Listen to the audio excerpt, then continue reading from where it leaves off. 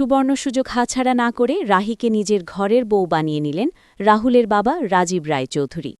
হ্যাঁ বন্ধুরা, এমনই এক চমকপ্রদ ঘটনার সাক্ষী হব আমরা শুধু তোমারই জন্য ধারাবাহিকের আজকের রোমাঞ্চকর এপিসোডে।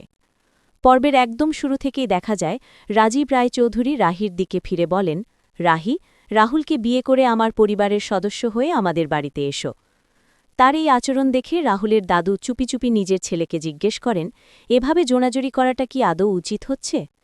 রাজীব তখন জবাব দেন, এত বড় একটা সুযোগ আমি কিছুতেই হারাতে দিতে পারি না বাবা। রাহি পারবে রায়চৌধুরী বাড়ির মর্যাদা বহন করতে।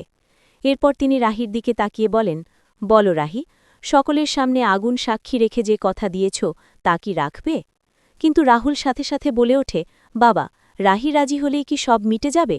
আমি তিতলিকে ভালোবাসি, তাকে ছাড়া অন্য কোনো মেয়েকে আমি স্ত্রী হিসাবে মেনে নিতে পারব না। রাজীব তখন রাগে ফেটে পড়ে বলেন, চুপ করো। একটা মেয়ে যখন দুই পরিবারের মান সম্মানের কথা ভেবে বিয়েতে মাথা নোয়াচ্ছে আর তুমি তাকে প্রত্যাখ্যান করছো, এটাই কি তোমার শিক্ষার ফল? তারপর রাহির দিকে ঘুরে তিনি বলেন, আমি তোমাকে ৩ মিনিট সময় দিচ্ছি। এই সময়ের মধ্যে সিদ্ধান্ত না নিলে বুঝব রাহি দত্ত নিজের দেওয়া কথা রাখে না। এদিকে রাহির মা কপালে হাত ঠেকিয়ে কান্নায় ভেঙে পড়ে বলতে থাকেন, আমার ২ মেয়েরই কপাল পুড়ল। ৩ মিনিট শেষ হলে রাজীব রাহির মতামত চাইলে রাহুল আর রাহি একসাথে বলে ওঠে, এই বিয়ে আমি করব না। এই কথা কানে যেতেই রাহির বাবা হঠাৎ অসুস্থ হয়ে মেঝেতে ঢলে পড়েন। সবাই ছুটে গিয়ে তাকে সামলে বসালে তিনি কাপা গলায় রাহিকে বলেন, মা, এই বিয়েতে হ্যাঁ বলে দে। বাবার কথা শুনে রাহি বলে, তোমার জন্য আমি সব কিছু ত্যাগ করতে পারি বাবা। ঠিক আছে, আমি বিয়েটা করব। রাহির সম্মতিতে রাজীব খুশি হয়ে রাহির বাবাকে জিজ্ঞেস করেন, আপনি একটু সুস্থ বোধ করছেন তো? লগ্ন পেরিয়ে যাচ্ছে, তাহলে বিয়ের আনুষ্ঠানিকতা শুরু করতে বলি? রাহির বাবা তখন বলেন, রাজীববাবু, রাহি রাজি হয়েছে ঠিকই, কিন্তু রাহুল কি বিয়েটা করবে? ঠিক তখনই রুদ্র এসে বলে, বাবা, এটা মোটেও ঠিক হচ্ছে না। একজনকে ভালোবেসে আরেকজনকে বিয়ে করা? রাহুল তিতলিকে কতখানি ভালোবাসে সেটা আমার চেয়ে বেশি কেউ জানে না। কথাটা শুনেই রাজীব রুদ্রকে একটা থাপ্পড় কষিয়ে দেন।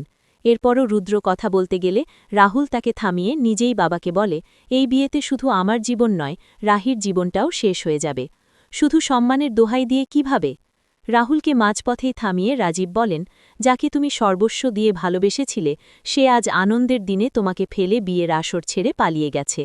প্রেমের মোহে ডুবে থেকো না রাহুল, মানুষ চেনো। ওই মেয়েকে আমি কখনো পছন্দ করিনি, তবু তোমার অনুভূতিকে সম্মান দিয়েছি। বাবা হিসাবে আমার কর্তব্য আমি পালন করেছি, এখন এই পরিবারের সম্মান তোমার হাতে।